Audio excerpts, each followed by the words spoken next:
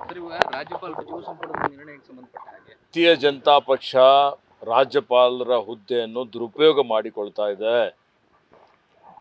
ರಾಜ್ಯಪಾಲರು ಇವತ್ತು ಪಕ್ಷಾತೀತವಾಗಿ ಆ ಹುದ್ದೆಯ ಪಾವಿತ್ರ್ಯತೆ ಇವತ್ತು ಅವರು ಕಾಪಾಡಿಕೊಂಡು ಹೋಗಬೇಕು. ಆದರೆ ಇವತ್ತಿನ ದಿನಮಾನಗಳಲ್ಲಿ ನಾವು ನೋಡ್ತಾ ಇದ್ದೀವಿ, ಕೇಂದ್ರದ BJP ಸರ್ಕಾರದ ಒತ್ತಡದಲ್ಲಿ ರಾಜ್ಯಪಾಲರುಗಳು ಇವತ್ತು ಬೇರೆ ಪಕ್ಷದ ಮುಖ್ಯಮಂತ್ರಿಗಳಿಗೆ ಕಿರುಕುಳ ಕೊಡುವಂಥದ್ದು, ಅಸಂವಿಧಾನಾತ್ಮಕವಾಗಿ ಇವತ್ತೇನು ಶೋಕಾಸ್ ನೋಟಿಸ್ ಇಶ್ಯೂ ಮಾಡಿದಂಥದ್ದು ಇರ್ಬೋದು, ಮತ್ತು ಈಗ ಮುಂದಿನ ಏನೂ ಅದರಲ್ಲಿ ಹುರುಳಿಲ್ಲದೆ ಪ್ರಾಸಿಕ್ಯೂಷನ್ಗೆ ಕೊಡುವಂಥದ್ದಕ್ಕೆ ತಯಾರಿ ಮಾಡ್ತಾ ಇದ್ದಾರೆ ಅನ್ನುವಂಥ ಗುಸುಗುಸು ಪ್ರಾರಂಭ ಆಗಿದೆ. ಇದು ಪ್ರಜಾಪ್ರಭುತ್ವಕ್ಕೆ ಮಾರಕವಾದಂಥದ್ದು.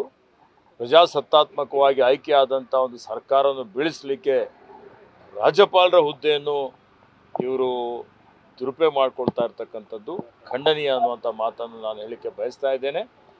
ರಾಜ್ಯಪಾಲರು ಇದ್ರ ಬಗ್ಗೆ ಭಾಳಷ್ಟು ಎಚ್ಚೆತ್ತುಕೊಳ್ಳಬೇಕು ಮತ್ತು ಕಾನೂನು ವಿರುದ್ಧ ಅವರು ಏನಾದರೂ ಕ್ರಮ ಕೈಗೊಂಡ್ರೆ ರಾಜಕೀಯವಾಗಿ ಮತ್ತು ಕಾನೂನಾತ್ಮಕವಾಗಿ ಕಾಂಗ್ರೆಸ್ ಪಕ್ಷ ಹೋರಾಟ ಮಾಡ್ತದೆ.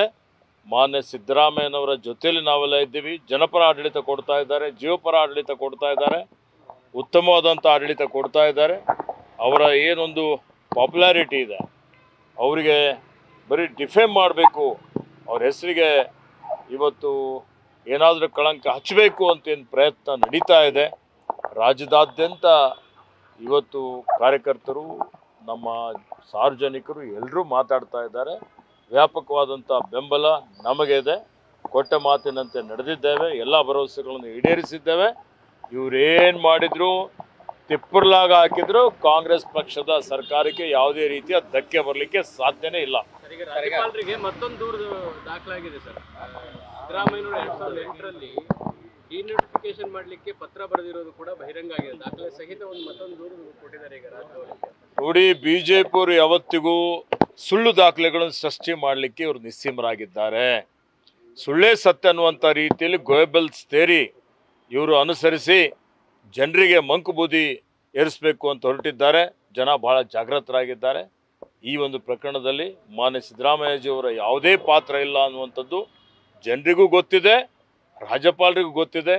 ಪಾಪ ಅವರಿಗೇನು ಒತ್ತಡ ಹಾಕಿ ಈ ರೀತಿಯ ಒಂದು ಅಸಂವಿಧಾನಾತ್ಮಕ ಕಾನೂನು ಬಾಹಿರವಾದಂಥ ಕೆಲಸ ಕಾರ್ಯಗಳನ್ನು ಮಾಡಿಸ್ತಾ ಇದ್ದಾರೆ. ಸರ್, ಹೊಂದಾಣಿಕೆಯ ರಾಜಕಾರಣವೇ ಈ ಮಟ್ಟದ ವಿವಾದ ಆಗ್ಲಿಕ್ಕೆ ಕಾರಣ ಆಯಿತು ಅನ್ನೋಂಥ ಒಂದಷ್ಟು ಬೇಸರದ ನುಡಿಗಳು ಪಕ್ಷದ ವಲಯದಲ್ಲಿ ಮತ್ತೆ ಕಾಂಗ್ರೆಸ್ ಪಕ್ಷದ ನಾಯಕರುಗಳು ಯಾವುದೇ ಹೊಂದಾಣಿಕೆಯ ರಾಜಕೀಯ ಹಿಂದೆನೂ ಮಾಡಿಕೊಂಡಿಲ್ಲ, ಇವತ್ತಿಗೂ ಮಾಡೋದಿಲ್ಲ, ನಾಳೆನೂ ಮಾಡ್ಕೊಳ್ಳೋಂಥ ಪ್ರಶ್ನೆ ಬರೋದಿಲ್ಲ. ಸರ್, BJP ಕಾಲದ ಹಗರಣಗಳ ಬಗ್ಗೆ ಮಾತಾಡ್ತಾ ಇದ್ರು. ತನಿಖೆಗಳನ್ನು ತೀವ್ರಗೊಳಿಸಬೇಕು ಅನ್ನೋಂಥ ಸೂಚನೆ ಏನಾದ್ರು ಬಂದಿದೆಯಾ ಸರ್? ನೋಡಿ, ಈಗಾಗಲೇ ತನಿಖೆ ಪ್ರಾರಂಭ ಆಗಿದೆ.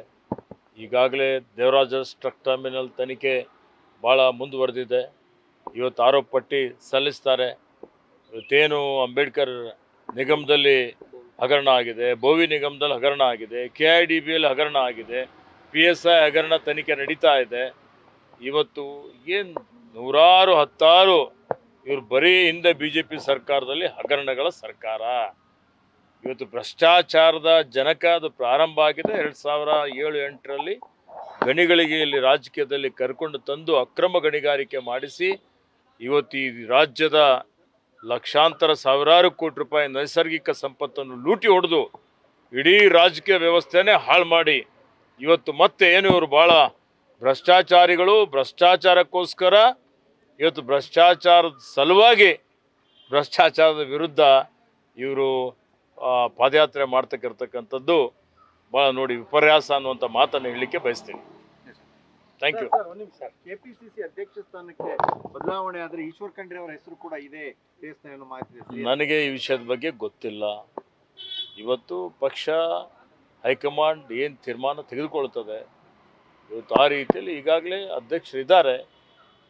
Thank you. ವಿವಿಧ ಸಮುದಾಯದ ಕೋಟಾ ಮುಗಿದೋಗಿದೆ, ಈಗಿರುವಂತದ್ದು ಲಿಂಗಾಯತ ಸಮುದಾಯದ ಕೋಟಾ ಮಾತ್ರ ಅನ್ನೋಂಥ ನಮ್ದು ಜಾತ್ಯತೀತವಾದಂಥ ಒಂದು ಪಕ್ಷ ಇದೆ. ಎಲ್ಲ ಸಮುದಾಯವನ್ನು ನಾವು ಜೊತೆಯಲ್ಲಿ ತೆಗೆದುಕೊಂಡು ಹೋಗ್ತೀವಿ.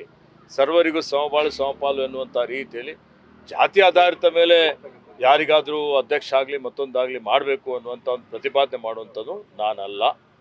ಅದಕ್ಕೆ ಇವತ್ತಿದು KPCC ಅತ್ಯಂತ ಮಹತ್ವದಾದಂಥ ಒಂದು ಹುದ್ದೆ ಇದೆ.